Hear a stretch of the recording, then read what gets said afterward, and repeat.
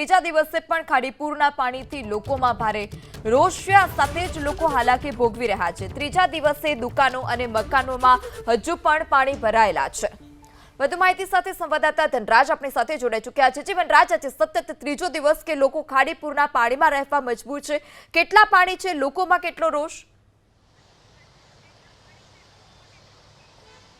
जी बिल्कुल, खाड़ीना पूर है हजी पण नहीं उतर्या। सूरतना सरथाणा विस्तारनो नजारो है। तस्वीरों तमे जोई शको छो। आ प्रमाणे जे रीते रोड रस्ता पर पाणी अत्यारे पण जोवा मळी रह्युं छे। जो के साफ सफाई अत्यारे हाल शरू करी देवामां आवी छे। अर्धो अड़ध दुकानो छे ए अत्यारे डूबी चूकी हती, जेना कारणे अहींना जे स्थानिक लोको छे हैरान परेशान हता, दुकानदारो हैरान परेशान हता। आप जणावो केटલું नुकसान छे અને કઈ રીતે અત્યારે સાફ સફાઈ? અમારે અહીંયા ટોટલ 6 દુકાનો હતી, એમાં 10 થી 12 લાખ રૂપિયાનું ટોટલ નુકસાન છે। અને પાણી ચાલુ દુકાનની અંદર 3 થી 3.5 ફૂટ પાણી હતું। અને ચાલુ વરસાદે વાહનની અવરજવર ચાલુ હોવાથી બંને દુકાનના મેઇન કાચ પણ તૂટી ગયા છે। આખા ડિસ્પ્લેના કાચ તૂટી ગયા છે અમારા ત્યાં। અને કન્ટિન્યુ મેં સાફ સફાઈ અત્યારે ચાલુ રાખી છે। તમે જણાવો, દર વર્ષે આ વખતની સ્થિતિ હોય? ને દર વર્ષે તો આટલી સ્થિતિ નથી હોતી। આ વર્ષે અતિ ભારે વરસાદના કારણે બહુ બધું પાણી ભરાઈ ગયેલ છે। દુકાનમાં પણ કેટ સમણ મતલબ પાણી ભરાઈ ગયેલ છે। એના કારણે અમારે અતિ ભારે નુકસાન થયેલ છે। આ કૈલાસ ફ્લાવર્સવાળી 4 દુકાનો છે અને પીછડા ફ્લાવર્સવાળી 2 દુકાનો છે।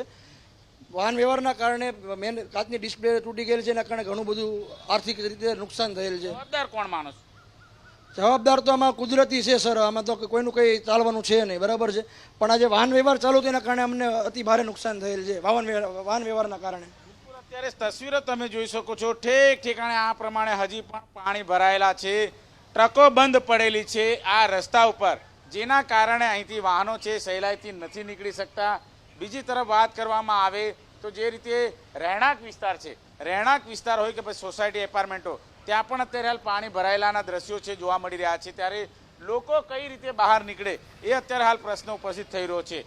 સુરત મહાનગરપાલિકા તંત્ર દ્વારા જે ખાડીપુરના પાણી છે એ વહેલી તકે ઉતારવા માટે જે વાતો તો કરવામાં આવી રહી છે, પરંતુ અત્યારે સ્થિતિ જે છે તેની જેમ રહેવા પામી છે। કારણ કે જ્યાં નજર નાખો ત્યાં અત્યારે હાલ વાહનોમાં અત્યારે હાલ પાણી ભરાઈ ચૂક્યા છે અને લોકો કિનારા ઉપર અત્યારે હાલ આ પ્રમાણે જે રીતે બહાર નીકળવાનો પ્રયાસ છે અત્યારે કરતા જોવા મળી રહ્યા છે। કેટલું પાણી છે અત્યારે? તો માવું ઉતરી ગયું। આ ગળા પાણી હતું સાહેબ। આ ગાડીઓ કાઢવામાં બહુ મુશ્કેલ પડી છે। ગાડી આખી ટેમ્પામાં આખી ડૂબી ગઈ છે પાણીની અંદર। કેટલી મુશ્કેલી, 48 કલાકના ગાડી પેક અહીંયા પડેલી હતી। બિલકુલ, ગાડી અત્યારે બહાર કાઢવાની મુશ્કેલી હતી અને તસવીરો તમે જોઈ શકો છો। અત્યારે જે રીતે વાહનો અત્યારે બહાર નીકળી રહ્યા છે, ત્યારે જે દુકાનો તમે જોઈ શકો છો, દુકાનોના શટર પણ તૂટી ગયા છે। જે પ્રમાણે વાહનો, મોટા મહાકાય વાહનો અહીંથી પસાર થતા હતા, ત્યારે પાણીનો પ્રવાહ કેટલો મજબૂત હતો કે અત્યારે જે દુકાનોના શટર છે એ પણ તૂટી ચૂક્યા છે। એટલે કહી શકાય કે સુરતના સરથાણા વિસ્તારમાં અત્યારે ખાડીપુરે ખૂબ જ તારાજી સર્જી છે। જો કે સુરત મહાનગરપાલિકાનું ફાયર વિભાગ છે એ જરૂર અત્યારે લટારો મારવા જરૂર આવતી હોય છે, પરંતુ પાણી ક્યારે ઉતરશે? લોકો એક જ સવાલ પૂછી રહ્યા છે કે પાણી ક્યારે ઉતરશે અને લોકો ઘર વખરીનો સામાન ખરીદવા બહાર નીકળે।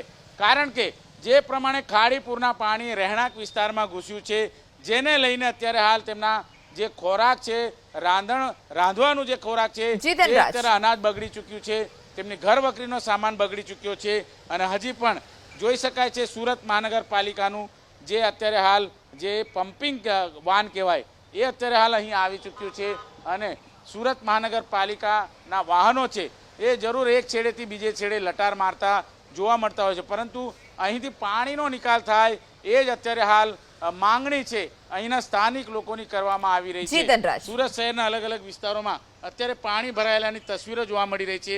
ઠેર ઠેર પાણીનો નિકાલ કરવા અપીલ છે।